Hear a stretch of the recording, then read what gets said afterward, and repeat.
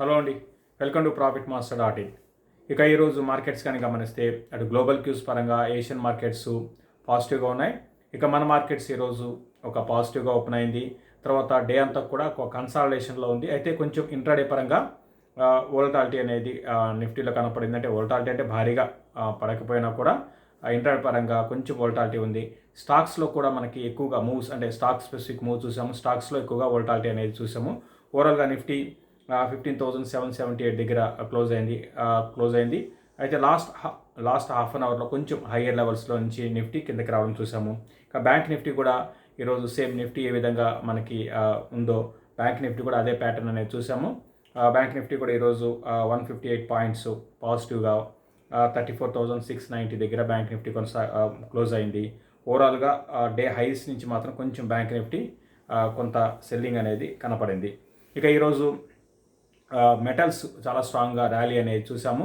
హిండాల్కో 10% ఈరోజు పెరిగింది, 458 రూపీస్ దగ్గర క్లోజ్ అయింది. మరోవైపు టాటా స్టీల్ 1458 +6%.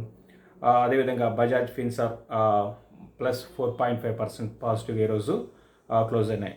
మరోవైపు వీక్గా ఉన్న స్టాక్స్లో మారుతి 2%, ఐటీసీ 1.4%, బజాజ్ ఆటో 1.4% మనకి మైనస్లో క్లోజ్ అయినాయి. ఇక అడ్వాన్స్ డిక్లైన్ రేషియో కానీ గమనిస్తే ఈరోజు బాగా అడ్వాన్సెస్ బాగున్నాయి. 939 స్టాక్స్ అడ్వాన్సెస్ ఉంటే 553 స్టాక్స్ డిక్లైన్స్ ఉన్నాయి. లాస్ట్ కొన్ని రోజులుగా మనకి అడ్వాన్సెస్ బాగా తక్కువ ఉన్నాయి, బట్ ఈరోజు మాత్రం అడ్వాన్సెస్ బాగా పెరిగాయని చెప్పచ్చు. ఇక ఈరోజు సెక్టార్ పరంగా గమనిస్తే మెటల్స్ అండ్ ఐటీ కంపెనీస్లో మిడ్ క్యాప్ ఐటీ కంపెనీస్ బాగా పాజిటివ్గా ఉన్నాయి. ఇక మెటల్స్ అయితే దాదాపు అన్ని మెటల్ స్టాక్స్ ఈరోజు బ్రహ్మాండమైన ర్యాలీ అనేది చూసాము. ఇప్పుడే అనుకున్నాం హిండాల్కో చాలా స్ట్రాంగ్ ర్యాలీ అనేది చూసాము. మరోవైపు వీక్గా ఉన్న సెక్టర్ గమనిస్తే ఆటో సెక్టర్ బాగా వీక్గా ఉంది. దాని తర్వాత ఎఫ్ఎంసీజీ కూడా ఈరోజు బాగా వీక్గా ఉందని చెప్పొచ్చు. ఇక మెటల్స్ ఇప్పుడే అనుకున్నట్టుగా స్టాక్ ఆఫ్ ది డే చెప్పాలంటే హిండాల్కో చాలా స్ట్రాంగ్ ర్యాలీ అనేది మనం చూసాము. గ్లోబల్గా అంటే ప్రస్తుతానికి అంటే గ్లోబల్గా మెటల్స్ చాలా base metals price life time హైస్లో ఉన్నాయన్నమాట. మన ఇండియన్ బాస్కెట్లో కానీ గమనిస్తే ఫర్ ఎగ్జాంపుల్ అల్యూమినియం చూసుకుంటే 205 దగ్గర ఉంది. మామూలుగా అల్యూమినియం ప్రైసెస్ మామూలుగా ఒక 1 year బ్యాక్ కానీ గమనిస్తే 120, 130 ఆ రేంజ్లో ఇండియన్ బాస్కెట్లో ఉండేవి. అటువంటిది 205కి వెళ్ళింది. సో ఈ విధంగా లైఫ్ టైం హైస్లో బేస్ మెటల్స్ అన్నీ కూడా ఉన్నాయి. అటు జింక్ కానివ్వండి, కాపర్ కానివ్వండి. దాని కారణంగా ఈ మెటల్ ప్రైసెస్ అనేది భారీగా పెరగడం వల్ల ఈ మెటల్ కంపెనీస్ అన్నీ కూడా పెరుగుతున్నాయి. అయితే ఇది స్టాక్ మార్కెట్స్కి మరియు ఇండియన్ ఎకానమీకి మాత్రం నెగిటివ్ అండి. ఇండియన్ ఎకానమీ కాదు, గ్లోబల్ ఎకానమీకి కూడా బాగా నెగిటివ్ అవుతుంది. ఈ విధంగా మెటల్ ప్రైసెస్ కానివ్వండి, తర్వాత ఏ ప్రైసెస్ అయినా కూడా పెరుగుతాయి. అంటే ఇన్ఫ్లేషన్ పెరుగుతుంది. సో తద్వారా ఏంటంటే ఎకానమీస్కి అది నెగిటివ్ అవుతుంది. గ్లోబల్ ఇన్ఫ్లేషన్ కూడా రికార్డు స్థాయిలో పెరగడం చూస్తున్నాము. సో ఇది ఓవరాల్గా ఇండియన్ ఎకానమీకి మాత్రం నెగిటివ్. దీంతోపాటు కొన్ని సెక్టార్లకి ఫర్ ఎగ్జాంపుల్ ఆటో ఇండస్ట్రీకి నెగిటివ్ అవుతుంది. ఇన్పుట్ కాస్ట్ పెరిగిపోతుంది. సో ఏదేమైనప్పుడు కూడా బేస్ మెటల్స్ ఈ విధంగా పెరగడం అనేది అంత మంచిది కాదు. ఇక ఓవరాల్గా ఫ్యూచర్స్ ఆప్షన్స్ F&O క్లోజింగ్ ఈరోజు రోల్ ఓవర్స్ పరంగా గమనిస్తే అంత అగ్రెసివ్ రోల్ ఓవర్స్ అయితే మనకి కనపడలేదు. ఓవరాల్గా okay kind of role overs అని చెప్పచ్చు. ఇక్కడ నుంచి మార్కెట్స్ ఏ విధంగా ఉంటాయి, సో మార్కెట్స్ ఏ విధంగా ఉంటాయి అనేది మనం లాస్ట్ ఒక 1.5 months ఏ విధంగా అనుకుంటున్నాము సేమ్ అదే రేంజ్లో ఉంది, అదే రేంజ్లో కొనసాగే అవకాశం ఉంది.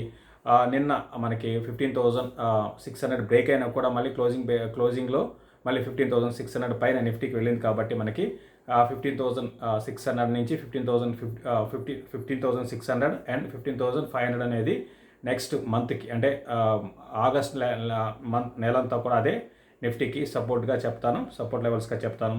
ఇక హయ్యర్ సైడ్ కానీ గమనిస్తే 15,950 నుంచి 16,000 ఆ లెవెల్స్లో రెసిస్టెన్స్ ఫేస్ చేసే అవకాశం కనపడుతుంది. అయితే ఓవరాల్గా బ్యాంక్స్ మాత్రం కొంచెం వీక్గానే ఉండవచ్చు. బ్యాంక్ నిఫ్టీ కంపారిటివ్లీ నిఫ్టీతో కంపేర్ చేసుకుంటే బ్యాంక్ నిఫ్టీ లాస్ట్ 1 monthలో మనకి వీక్గానే ఉంది. నెక్స్ట్ 1 month కూడా బ్యాంక్ నిఫ్టీలో కొంత వీక్నెస్ అనేది కనపడడానికి అవకాశం ఉంది. ఇది ఓవరాల్గా బ్రీఫ్గా మార్కెట్స్ గురించి. ఇక మనకి ఈరోజు రిజల్ట్ అనౌన్స్ చేసిన కంపెనీస్ చూద్దామండి. టైం అనేది తక్కువ ఉంది కాబట్టి మొత్తం డీటెయిల్గా వెళ్ళకుండా మనం పైన చూద్దాము. భారతీ ఎయిర్టెల్ మంచి రిజల్ట్ అనౌన్స్ చేసింది. ఓవరాల్గా స్టాక్ ఫ్లాట్గా క్లోజ్ అయింది. రిజల్ట్ పరంగా భారతీ ఎయిర్టెల్ బాగానే ఉన్నాయని చెప్పొచ్చు. తర్వాత టెక్ మహీంద్రా కూడా ఈరోజు రిజల్ట్ అనౌన్స్ చేసింది. టెక్ మహీంద్రా రిజల్ట్ కూడా చాలా వరకు బాగానే ఉన్నాయని చెప్పొచ్చు.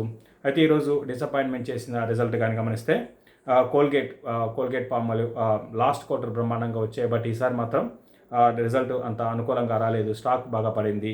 అదేవిధంగా మారుతి కూడా ఈరోజు రిజల్ట్ అనౌన్స్ చేసింది, రిజల్ట్ అంతా గొప్పగా లేవు. అయితే ఇక్కడ మనం గమనించాలి, రిజల్ట్ అనేది లాస్ట్ క్వార్టర్, లాస్ట్ ఇయర్ అంటే మామూలుగా ఇయర్ చూసుకుంటుంటారండి. అయితే లాస్ట్ ఇయర్ మనం చూసుకుంటే ఇదే టయానికి దాదాపు అన్ని కంపెనీస్, అన్ని సెక్టార్లు, ఒక ఫార్మా మినహాయిస్తే అన్ని సెక్టార్ల రిజల్ట్ అంత గొప్పగా లేవు అనమాట. అప్పుడు కోవిడ్ కారణంగా, అంటే లాక్డౌన్ అదంతా ఉంది. ఈసారి కూడా ఉంది. కాకపోతే లాస్ట్ ఇయర్ అంతా అంటే ఆర్థిక పరిస్థితులు, ఎకానమీ పరిస్థితులు మన ఇండియాలో అంత లాస్ట్ ఇయర్ చాలా దారుణంగా ఉన్నాయన్నమాట. కాబట్టి ఏంటంటే మనం లాస్ట్ ఇయర్కి చూసుకుంటే, ఎందుకంటే లాస్ట్ ఇయర్ టు ఇయర్ చూసుకుంటే అప్పుడు బేస్ అనేది చాలా లో బేస్ ఉంటుంది. కాబట్టి ఏంటంటే ఒక 30%, 40% పెరిగినట్టు మనకు కనిపిస్తుంది. కానీ మనం ఏంటంటే లాస్ట్ ఇయర్తో కంపేర్ చేసుకోకూడదు అనమాట. ఈ ఈ ఈ ఒక్క అంటే లాస్ట్ ఇయర్ ఇదే టైంకి పరిస్థితులు మనకి అంత బాగాలేవు. కాబట్టి లాస్ట్ ఇయర్తో మనం కంపేర్ చేసుకోకూడదు అనమాట. సో ఓవరాల్గా రిజల్ట్ పరంగా ఇది. తర్వాత అందరూ మన తెలుగు స్టేట్స్లో ఎక్కువగా ప్రతి ఒక్కరు కూడా ఇన్వెస్ట్ చేసిన స్టాకు తర్వాత చాలామంది అడుగుతున్న స్టాక్ లారస్ ల్యాబ్స్ అండి. అది ఈరోజు రిజల్ట్ అనౌన్స్ చేసింది. ఓవరాల్గా రిజల్ట్ పరంగా గమనిస్తే లాస్ట్ ఇయర్తో కంపేర్ చేసుకుంటే 40% మనకి ప్రాఫిట్స్ వచ్చాయి. అదేవిధంగా 31% రెవెన్యూస్ మనకి పెరిగాయి. సో ఇంతకుముందు నేను చెప్పినట్టుగా మనం లాస్ట్ ఇయర్ అనేది అప్పుడు పరిస్థితులు వేరు.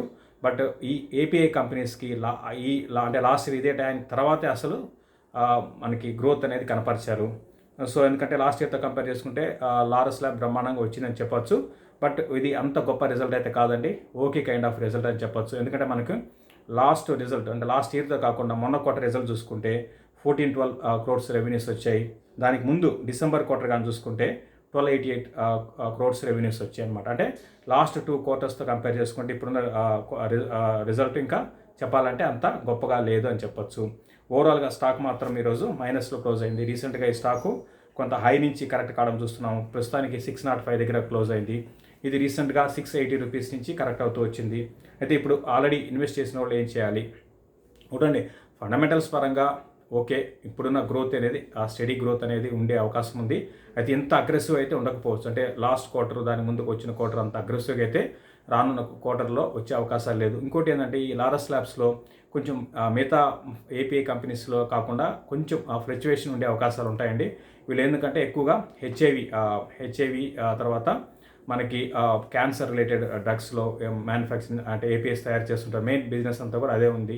కాబట్టి ఏంటంటే కొంచెం ఫ్లక్చువేషన్స్ ఉంటాయి దీని లారస్ ల్యాబ్ రిజల్ట్ పరంగా. బట్ ఓవరాల్గా ఫ్యూచర్ పరంగా బాగానే ఉండే అవకాశాలు ఉంటాయి. కాకపోతే ఇమీడియట్గా అయితే స్టాకు భారీగా పెరిగే అవకాశాలు ప్రస్తుతానికి లారస్ ల్యాబ్స్లో లేవు. కొంచెం కన్సాలేషన్లో ఉండే అవకాశాలు ఉన్నాయన్నమాట. కొంచెం డౌన్ సైడ్ కూడా ఈ స్టాకు రావడానికి అవకాశం ఉంది. దీంతోపాటు మనకి ఫార్మా కంపెనీస్ మనం చూస్తున్నాము. ఫార్మా కంపెనీస్లో ఒక నెగిటివ్ ట్రెండ్ అనేది ఉంది. కాబట్టి ఇది కొంచెం వీక్గా ఉండే అవకాశాలు ఉన్నాయి. ఇంకా దీంతోపాటు డాక్టర్ రెడ్డీస్ని కూడా చాలామంది అడుగుతున్నారు. రీసెంట్ రిజల్ట్ అనౌన్స్ చేసింది, దాని తర్వాత నెగిటివ్ న్యూస్ ఉంది. ఓవరాల్గా ఇన్వెస్ట్మెంట్ పరంగా ఓకేనండి. బట్ ఇమీడియట్గా ఈవెన్ డాక్టర్ రెడ్డీస్ కూడా భారీగా పెరిగే అవకాశాలు అయితే లేదు. మధ్య మధ్యలో షార్ట్ కవరింగ్ ర్యాలీస్ రావచ్చు, ఎందుకంటే ఫ్యూచర్స్లో ఉంది కాబట్టి అవి సస్టైన్ కాకపోవచ్చు. బట్ ఓవరాల్గా లాంగ్ టర్మ్ మాత్రం రెడ్డీస్ కూడా బాగానే ఉంటుంది, లారస్ కూడా బాగానే ఉంటుంది. లాంగ్ టర్మ్ బాగానే ఉంటుంది. బట్ షార్ట్ టర్మ్ మాత్రం కొంచెం ఈ రెండు స్టాక్స్ డౌన్ ట్రెండ్ ఉండే అవకాశాలు ఉన్నాయండి. ఇది రెడ్డీస్ గురించి అండ్ లారస్ ల్యాబ్స్ గురించి. ఇక చాలామంది జొమాటో గురించి అడుగుతున్నారు. జొమాటో కానీ గమనిస్తే రీసెంట్గా మనకి లిస్టింగ్ అయిన కంపెనీ లిస్టింగ్ దగ్గర నుంచి కూడా ఈ స్టాక్ ఏ రోజు కూడా మనకి కిందకి రావడం అనేది లేదు. అందరూ ఊహించిన దానికన్నా ఇది చాలా భారీ ఎత్తున అగ్రెసివ్ లిస్టింగ్ మనం చూసాము. మార్కెట్ క్యాప్ కూడా 1 lakh దాటిపోయింది. ఈరోజు కూడా ఈ స్టాకు 7% పెరిగింది. సో ఓవరాల్గా జొమాటో ఈ విధంగా ఈ విధంగా పెరగడానికి ప్రధాన కారణం ఏంటి? సో మనం జొమాటో ఐపీఓకి రాకముందు ఒక 20 days బ్యాక్ ఒక వీడియో మనం చేయడం జరిగింది. అందులో జొమాటో అన్ని రికార్డ్ బద్దలు కొట్టే అవకాశాలు ఉన్నాయని మనం అనుకున్నాము. సో అసలు ప్రధానంగా జొమాటో బిజినెస్ మోడల్ కానీ మనకి అప్పుడు ఆ వీడియోలో ఎక్స్ప్లెయిన్ చేశాము. కాబట్టి పదే ఎక్స్ప్లెయిన్ చేయాల్సిన అవసరం లేదు. ఎందుకంటే ఇప్పుడు జొమాటో మనకి అంటే లిస్ట్ అయిన తర్వాత మనకి ఫస్ట్ ఇటువంటి కంపెనీ అనమాట. ఇంతవరకు ఎక్స్చేంజ్లో లిస్ట్ ఏది కాలేదు. అంటే ఈ business model different business model. Food డెలివరీలోనే ఒక డిఫరెంట్ బిజినెస్ మోడల్తో ఉన్న కంపెనీస్ మనకి జొమాటో, స్విగ్గీ. సో జొమాటో లిస్ట్ అయింది. కాబట్టి ఇటువంటి కంపెనీస్ ఏది లేవు. తర్వాత మెయిన్ స్టాక్ మార్కెట్ ఏం చూస్తుందంటే ఫ్యూచర్ని చూస్తుందండి. సో ఇప్పటి వరకు పాస్ట్ మనకి ఏంది అనేది పక్కన పెడితే, అంటే ఇంతవరకు దీనికి ప్రాఫిట్ అనేది లేదు. ప్రస్తుతానికి కానీ గమనిస్తే దగ్గర 800 crores లాస్ ఉంది. లేటెస్ట్గా 2000 క్రోర్స్ మీద రెవెన్యూస్ మీద 18 క్రోర్స్ లాస్ ఉంది. అయితే లాస్ట్ ఇయర్తో ఇయర్ కంపేర్ చేసుకుంటే లాస్ అనేది తగ్గిందండి. అయితే గ్రోత్ మనం చూడాల్సి ఉంటుంది. ఫస్ట్ దీంట్లో గ్రోత్ ఒక 2 ఇయర్స్ బ్యాక్ 4 ఇయర్స్ బ్యాక్ కానీ గమనిస్తే, ఫర్ ఎగ్జాంపుల్ 2016కి దగ్గరగా 200 క్రోర్స్ మాత్రమే రెవెన్యూస్ ఉండేవి. 2016లో జొమాటో రెవెన్యూస్ ఓన్లీ 200 క్రోర్స్ అనమాట. ఈరోజు 2000 క్రోర్స్ నుంచి 2000 క్రోర్స్కి, లేటెస్ట్ ఇయర్ 2000 క్రోర్స్కి వచ్చింది. అయితే దాని ముందు ఇయర్ ఇంకా ఎక్కువ ఉందండి. మనకి లాస్ట్ 1 ఇయర్ అంతా కూడా కోవిడ్ కారణంగా కొంచెం బిజినెస్ తగ్గింది. అంటే ఇంత అగ్రెసివ్ గ్రోత్ ఉంది అనమాట. సో దాని కారణంగా ఈ స్టాక్ ఈ విధంగా మనకి భారీగా ఎవరికి అందకుండా ముందుకు వెళ్ళిపోతూ ఉంది. అంటే లిస్ట్ అయిన తర్వాత కూడా ఏమాత్రం కొంచెం కిందకి రాకుండా స్టాక్ ముందుకు వెళ్తుంది. ఎవరైతే ఐపీఓ రాలేదో వాళ్ళందరూ కూడా ఈ స్టాక్ని కొనడానికి ప్రయత్నం చేస్తున్నారు. బట్ నా ఉద్దేశం ప్రకారము ఈ స్టాక్ ఇంకా భారీగా పెరిగే అవకాశాలే కనపడుతున్నాయండి. మధ్య మధ్యలో కరెక్షన్స్ వచ్చిన చిన్న కరెక్షన్స్లో దీన్ని అక్యుములేట్ చేసుకోమని చెప్తాను. ఫ్యూచర్ పరంగా ఇంకా నా ఉద్దేశం ప్రకారం నెక్స్ట్ అంటే ఇమీడియట్గా ప్రాఫిట్స్ వచ్చే అవకాశం లేదు. చాలామంది నెక్స్ట్ 2 to 3 ఇయర్స్లో ప్రాఫిట్స్ రావడానికి అవకాశాలు ఉన్నాయనుకుంటున్నారు. బట్ నేనైతే మాత్రం 5 to 6 ఇయర్స్ పట్టే అవకాశం ఉందండి ప్రాఫిట్స్ రావడానికి.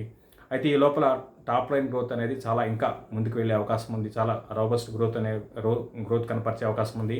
అయితే ప్రాఫిట్స్ అనేది అంటే ప్రాఫిట్స్ అంటే లాస్ అనేది తగ్గే అవకాశాలు కనపడుతున్నాయి.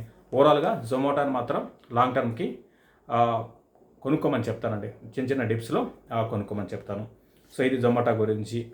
ఇక అంటే మనం ఈ ఐపీఓకి ఏవైతే కంపెనీస్ ఉంటాయో ఐపీఓకి వచ్చే ముందు మనం ఆ కంపెనీస్ మా ద్వారా మీరు కొనుక్కోవచ్చు అండి. రీసెంట్గా చాలామంది పేటీఎం మన ప్రాఫిట్ మాస్టర్ ద్వారా చాలామందికి పేటీఎం షేర్స్ కొన్నారు. సో ఎవరైనా కావాలంటే కొనుక్కోవచ్చు. సో ఇక చాలామంది అడుగుతున్న స్టాక్స్లో ఒక మాటలో మనం ఈరోజు టాటా మోటార్స్ గురించి చాలామంది అడుగుతున్నారు. టాటా మోటార్స్ ఫ్రెష్ బయింగ్ అయితే వద్దండి. గతంలో కూడా చెప్పడం జరిగింది. బాగా డెట్ ఎక్కువ ఉంది. నేను ఈ లెవెల్లో కంఫర్ట్ లేను. దీంతోపాటు ఇప్పుడు మనం ఇప్పుడే అనుకున్నాం ఈ బేస్ మెటల్స్ అనేది కూడా బాగా పెరుగుతున్నాయి.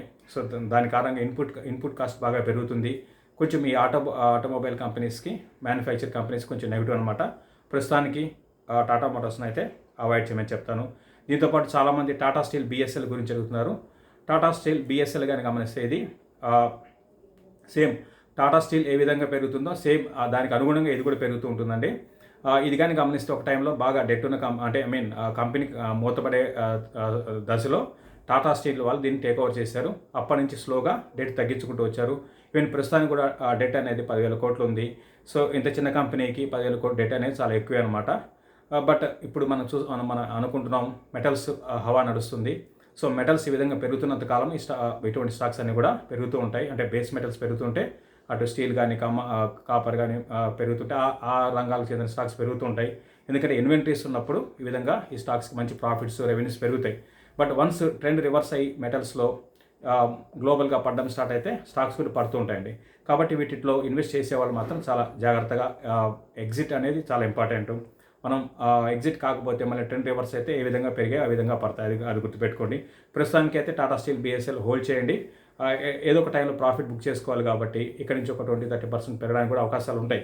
So at the same time మీరు ట్రైలింగ్ స్టాప్ లాసెస్ పెట్టుకొని ట్రేడింగ్ పరంగా హోల్డ్ చేసుకోండి ట్రేడర్స్కి. ఇక ఇన్వెస్టర్స్కి మాత్రం కొంచెం పెరిగినప్పుడు మీరు ప్రాఫిట్ బుక్ చేసుకోవడం బెటర్. అగ్రెసివ్గా ఫ్రెష్ బయింగ్ అయితే వద్దని చెప్తాను.